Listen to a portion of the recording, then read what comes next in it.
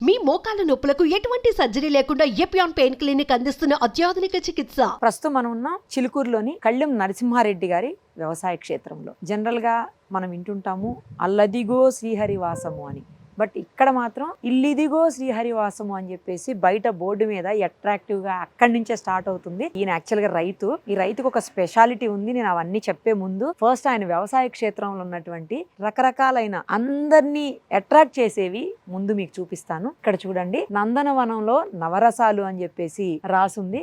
మొత్తం వ్యవసాయ క్షేత్రం అంతలో కూడా ప్రతి చోట గ్రీనరీనే కనిపిస్తుంది. అసలు ఎక్కడ మనకు వేరే ఏది కనిపించదు, అంత బాగుంది. సిటీకి కొంచెం దూరం అయినా కూడా ఇలాంటి ప్లేస్ చూడగానే చాలా ప్లెజెంట్ గా అనిపిస్తుంది. అసలు ఒకసారి ఆయనతో మాట్లాడదాము, మనం కూడా లోపలికి వెళ్ళి అన్నీ చూద్దాము. మనకి నా వెనకాల దూరంగా కనిపిస్తుంది, ఆయన కూడా అక్కడే నిలబడి ఉన్నట్టున్నారు. దాంతో పాటు అక్కడ చూడండి, ఆవు దూడ రెండు కూడా ఫస్ట్ ఎంట్రన్స్ లో ముందే వాటిని పెట్టుకున్నారు ఆయన. ఈ రోజు ఇక్కడికి రావడానికి కూడా ఒక రీజన్ ఉంది.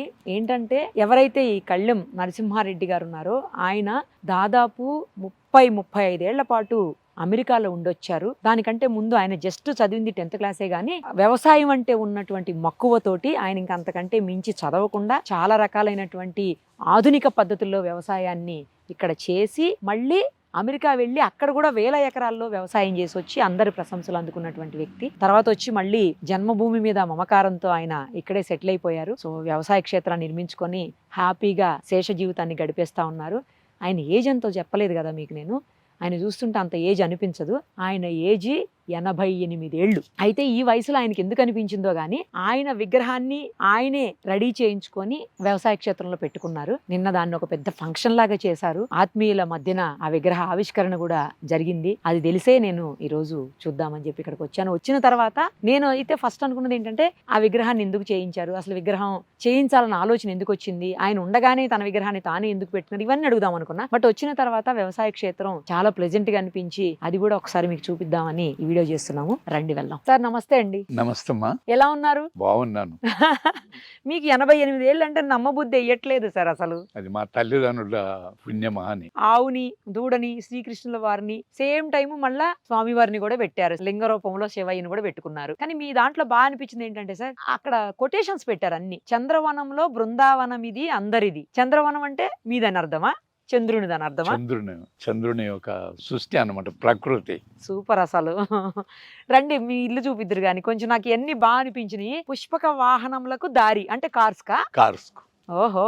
యాదాద్రి సింహాచల సింహద్వార ప్రాంగణము అంటే మన ఇంటికి వెళ్ళే ప్రాంగణం అంటే మెయిన్ గేట్ అన్నట్ల. అది లక్ష్మీనరసింహ స్వామి ఇల్లు పేరు లక్ష్మీనరసింహ స్వామి. ఆయన మా కుల దేవుడు, అందుకే ఆయన అక్కడ పేరు కూడా శ్రీ లక్ష్మీనరసింహ స్వామి దివ్యప్రసాదం అని పెట్టు. గరుడ వాహనములకు దారి అంటే బైక్సా? గరుడ వాహనములు అంటే బైక్స్.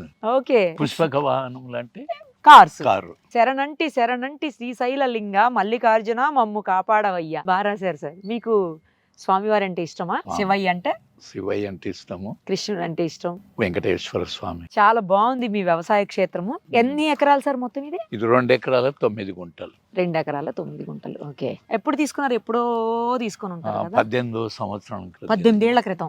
సీతమ్మ వాకిట్లో సిరిమల్లె చెట్టు అంటే ఏంటి? సీతమ్మ వాకిట్లో సిరిమల్లె. సీతమ్మ అంటే ఎందుకు పెట్టారు అనేది ఇక్కడ మనకి. సీతమ్మకు ఇష్టం అది. సిరిమల్లె అంటే ఆమెకు చాలా ఇష్టం కాబట్టి ఆమె వాకిట్లో సిరిమల్లె చెట్టు. అన్ని కూడా మ్యాంగో అన్ని మామిడిది. అందులో ఒకటి ఇంటి పూర్తిగా రసాలు మల్లిక ఉన్నాయి. ఓహో. మిగతా అంతా కమర్షియల్ క్రాప్. కమర్షియలా? Okay okay. పంట బాగా వచ్చి అమ్ముతారా సార్ ప్రతి ఏడాది? బాగా వస్తుంది. కెమికల్స్ అట్లాంటి ఏం వేయకుండా ఏం వాడం. నేచురల్ పేడ వేసి పండిస్తారు. దేవయాని సుబ్రహ్మణ్య స్వామి శ్రీవల్లి. ఇంకొకటి ఇక్కడ బాగా అనిపించింది సార్, చట పాదుకలకు పట్టాభిషేకం. మరి వచ్చిన అతిథులను చెప్పులు అక్కడ వదిలేసి రమ్మంటే బాగుండదు కదా, అందుకని పాదుకలకు పట్టాభిషేకమా? అది ఎవరికి? శ్రీరామచంద్రుడు అవును అడవికి వెళ్తుంటే లక్ష్మణుడు తీసుకుండు ఆ పాదుకలు తీసుకొని ఆ పట్టాభిషేకం. అందుకనే పాదుకలు అంటే మామూలుగా అక్కడ పాదుకలు వదిలేసి రమ్మ అంటే బాగుండదు కదా అని చెప్పి ఇలా పెట్టారా? అలా పెట్టాను. అది శ్రీ లక్ష్మీ నరసింహస్వామి దివ్య ప్రసాదం. మధువనములో ముద్ద మందార మకరందం. మా ఇంటి పేరు అది, ఇంటికి నామకరణం ఏది ఇంటికి. సార్ శ్రీ లక్ష్మీ నరసింహస్వామి దివ్య ప్రసాదం అదేమో ప్రాంగణం అంతా ఆయన కటాక్షం అందుకు అలా పెట్టారు, ఆయన అలా ఇచ్చిన దివ్య ప్రసాదం మనకి ఇది అని అన్నట్టు. పెట్టాం. తర్వాత ఇక్కడ శ్రీ వెంకటేశ్వర స్వామి తిరుపతి, ఉమ్. ఆ కొండపై నుంచి ఒక సంవత్సరం బాధపడి ఎన్నోసార్లు ఇది చేసి ఆ దేవదేవుణ్ణి ఇక్కడ తెచ్చి కళ్యాణం చేయించిన మన తోటలో ఇక్కడ. ఓ, పైన కూడా అరుంధతి అపురూపవతికి అరుణోదయ ఆరాధన. ఆమెనే కదా. ఎలా సార్ మీకు అసలు ఇంత మంచి మంచి కొటేషన్స్ పెట్టాలన్న థాట్ ఎలా ఏమో వచ్చింది అసలు? చిన్నప్పటి నుంచి నాకు కవి అంటే పిచ్చి. అదే కవిత్వం అదే అంటే. మీరు పెట్టుకున్నాయనా ఇవన్నీ? ఇవన్నీ నేను పెట్టినాయి. ఓ, నాకు great కవిత్వం sir. అంటే చాలా పిచ్చి. మీ విగ్రహాన్ని మీరే తయారు చేయించుకుని వ్యవసాయ క్షేత్రంలో పెట్టారని చెప్పి చాలా గొప్పగా నిన్న అందరి సమక్షంలో, ఆత్మీయుల సమక్షంలో ఆ విగ్రహాన్ని ఆవిష్కరించారని తెలిసి నేను మీకోసం వచ్చాను, ఫోన్ చేసి. నిజానికి మాట్లాడి. చెప్పాలంటే సార్ నేను చేయించింది కాదు అది. కళలన్నా కళాకారులన్నా ఉమ్, శ్రీనారాయణ రెడ్డి నాకు రవీంద్ర భారతిలో ఒక మంచి బిరుదు ఇచ్చాడు. సార్ అందరూ పెద్ద పెద్ద చదువులు చదివి కలం పట్టుకొని ఇతర దేశాలకంటే ఈయన అలం పట్టుకొని అమెరికాకి వెళ్ళాడు అని. ఓ, అలం అంటే నాగలి, నాగలి కదా, రైతు yes, బిడ్డను yes, కాబట్టి రైతు ఆయన బిడ్డ. అలా వర్ణించాడు అతను Okay. శ్రీనారాయణ రెడ్డి. విగ్రహం దగ్గరికి వెళ్దామా సార్? వెళ్దాం. అది నేను చేయించింది కాదు, ఆ, మా కళాకారులు అంతా కలిసి వాళ్ళు పెట్టిన వాళ్ళ ప్రసాదం ఇది. ఓహో, మీకోసం వాళ్ళు తయారు వాళ్ళు చేయించి ఇచ్చినారా? ఆ కళా సహృదయం తోటి ఉమ్, వాళ్ళు తయారు చేసి పెట్టింది. ఓకే. మరి ఎక్కడ తయారు చేయించారు, ఎంత అయింది, ఎన్ని రోజులు పట్టింది? దాదాపు ఇది 2 నెలలు పట్టింది. మ్మ్. ఇది ఏకశిల, ఓకే. ఒకే రౌతు. అది శివకాశిని కాశీ నుంచి తెప్పించి అది నేరుగా రాజస్థాన్ జయపూర్ కు పంపించినారు. అక్కడ కళాకారులు అంతా చెక్కే వాళ్ళు శిల్పులు అక్కడ జైపూర్ లో. అవును. జైపూర్లో అక్కడ తయారు చేయించి అక్కడికి వెళ్ళి తీసుకొచ్చి ఇక్కడ ఆవిష్కరించిన. ఎంత అయింది సార్? ఇక అది వాళ్ళు నేను అడిగితే చెప్పలేదు. మ్హూ. కళాకారులు దాదాపు నేను అనుకుంటాం 3 లక్షల పైనే అయి ఉంటుంది. ట్రాన్స్పోర్ట్కే వాళ్ళకు దాదాపు 70-75 వేలు అయింది. కాశీ నుంచి రాజస్థాన్ తీసుకెళ్ళం, అక్కడి నుంచి మళ్ళీ ఇక్కడ చేయటం. ఇప్పుడు కళాకారులు అంటే ఎవరు ఎవరు ఉన్నారు అందులో? అందరూ సార్ కళాకారులు అంటే ఎన్నో జానపద బృందం ఉంది, ఓహో, ఘంటసాల పాటలు పాడేవారు ఉన్నారు, సుశీల పాటలు, చాలా మంది ఉన్నారు అందులో. వాళ్ళందరూ ఎందుకు, అంటే మీ మీద ఎందుకని అభిమానం? మీరు వాళ్ళతోటి కలిసి ఉంటారా, లేకపోతే వాళ్ళని రెగ్యులర్ గా వాళ్ళకి ఏమన్నా హెల్ప్ చేస్తుంటారా, ఎట్లా? హెల్ప్ అనేది వాళ్ళకి ప్రోగ్రామ్స్ ఇప్పివ్వటం కాదు. నేను అమెరికాలో ఉన్నప్పుడు శ్రీనారాయణ రెడ్డి గారు నేను కలిసి అక్కడికి అమెరికాకు తీసుకెళ్లి వాళ్ళతో ప్రోగ్రామ్స్ కూడా ఇప్పివ్వటం జరిగింది. ఓహో, అప్పటి నుంచి పరిచయం. కొద్దిగా కళలు అంటే నాకు చాలా ఇష్టం. ఓకే. వ్యవసాయము, కళలు, సంగీతం, ఈ 3 నాకు. మీరు 10th క్లాస్ వరకే చదువుకున్నాను అన్నారు ఇందాక. 10th క్లాస్ వరకే చదువుకున్నంటే వ్యవసాయం మీద అభిమానంతో అంతవరకు ఆపేశారా ఇక? అంతే. అప్పుడు చదువు మా నాన్నగారు చదివించాలనే ఉద్దేశం ఉండే, కానీ మా అమ్మగారు అన్నారు పెద్ద వ్యవసాయం కదా, ఎవరు చేస్తారు? అవంతా ఎవరు, రైతు బిడ్డే కాబట్టి వ్యవసాయం నేర్పిద్దాం, చాలు చదువుకున్న వరకని. మీకు కూడా చదువు కంటే వ్యవసాయం ఇష్టం? నాకు ఇష్టం సార్ మొదటి నుంచి దాంతో ఇక వ్యవసాయం చేస్తా ఉండిపోయారు. వ్యవసాయం. ఓకే. ఇక్కడ చాలా సంవత్సరాలు ఆధునిక పద్ధతిలో వ్యవసాయం చేశారట, మళ్ళీ అమెరికా వెళ్ళి కూడా అక్కడ వ్యవసాయమే చేశారు. ఆధునికమే అనేది ఏం లేదు, పల్లె వ్యవసాయమే మొదటి నుంచి. ఆధునికం అంతా పెద్ద అభివృద్ధి ఏం చెందలేదు అప్పట్లో. అని నా అభిప్రాయం అప్పట్లో. ఓకే. ఇప్పటి వేరు. ఇప్పుడు స్వచ్ఛతమైన ఆ భోజనం, ఆ గింజలు ఇప్పుడు ఎక్కడ దొరుకుతున్నాయి నిజం, నిజం, మనకంతా? కరెక్ట్ చెప్పారు. కల్తీ కదా, అవును ప్రతి సార్. దాంట్లో కల్తీ. ఎన్ని సంవత్సరాలు ఉన్నారు అమెరికాలో? అక్కడ కూడా వ్యవసాయమే చేశారంట? నేను 30 ఏళ్ళు ఉండమ్మా. 30 ఏళ్ళు ఉండి అండర్స్విల్లో అలబామాలో ఉండేవాడిని. నా ఇంటి పక్కన ఒక నల్ల అతను ఉండేవాడు. ఆయన వ్యవసాయ పనులకి వెళ్ళేవాడు. నేను ఫస్ట్ లో వెళ్ళినప్పుడు ఇంకా మరి 10వ తరగతి తెలుగు మీడియం, నాకు ఏదో ఎస్ నో అని ఆ 2 అక్షరాలతో వెళ్ళాను నేను అమెరికాకు. మరి ఎందుకు వెళ్ళారు అసలు అమెరికా? నా పిల్లల భవిష్యత్తు, మా నాన్నగారు వ్యవసాయంలో దించారు, ఆ, మళ్ళీ నా పిల్లలు నేను ఎక్కడ వ్యవసాయంలో దించుతాను అని వాళ్ళ అభివృద్ధి గురించి ఉమ్. వెళ్ళటం జరిగింది. అప్పుడు వెళ్ళి అక్కడ ఎస్ నో మాత్రమే తెలుసు మీకు. మరి ఏం చేశారు, ఎట్లా చేశారు ఇంకా వ్యవసాయం? పక్కకు అతను ఉండే ఆయన ఆధారంతో గోపాల్ రెడ్డి అనే ఒక అతను ఉండే, సూర్యాపేట అతను. ఉమ్, ఆయన చాలా హెల్ప్ చేసిండు. ఉమ్, భాష గాని, ఓకే. ఇల్లు ఇప్పియటం గాని, ఉమ్, 25,000 రూపాయల ఈక్విటీ డాలర్లు కట్టి ఉమ్, నాకు $1,00,000 ఇల్లు ఇప్పించినాడు. ఓకే. పిల్లల్ని అందరినీ అక్కడికి తీసుకెళ్లి ఉమ్. గ్రీన్ కార్డు ఇప్పించి వాళ్ళకు పెళ్లిళ్ళు చేసి తీసుకెళ్లి అక్కడ సెటిల్. అక్కడ వ్యవసాయం ఎలా ఉంటుంది, ఏం చేసేవాళ్ళు, ఏం వ్యవసాయం చేశారు అక్కడ, ఏం నేను పండించారు? సోయాబీన్స్ ఎక్కువ వేసేవాళ్ళం. ఓకే. అండర్స్విల్ మొదలుకొని నాష్విల్, బర్మింగ్హామ్, టెన్నెస్సీ మొదలుకొని అట్లాంటా బార్డర్ వరకు దాదాపు అక్కడ అవన్నీ ఒక 5,000 దాకా చేసి ఉంటాను. 5,000 ఎకరాల్లో ఒక చోట కాదు, మ్మ్. అక్కడక్కడ. బానే పండుతాయండి అక్కడ కూడా, అంటే ఆ. పంట మంచిగానే వస్తుందా? సారవంతమైన భూములు మంచి అవునా? పంట వస్తుంది, నష్టం అనేది ఉండదు. ఒకవేళ నష్టం వచ్చినా రైతు ఎంత కష్టపడ్డాడో, ఎంత నష్టం ధర, అది ఇన్సూరెన్స్ పే చేస్తుంది వాళ్ళు. ఇక్కడలాగా కాదు. కాదు కాదు, ఇక్కడ రైతుకు నష్టం అనేది ఉండదు. అక్కడ ఓహో. ఉన్నా కానీ దానికి ఇన్సూరెన్స్ ఉంటుంది ప్రతి దానికి.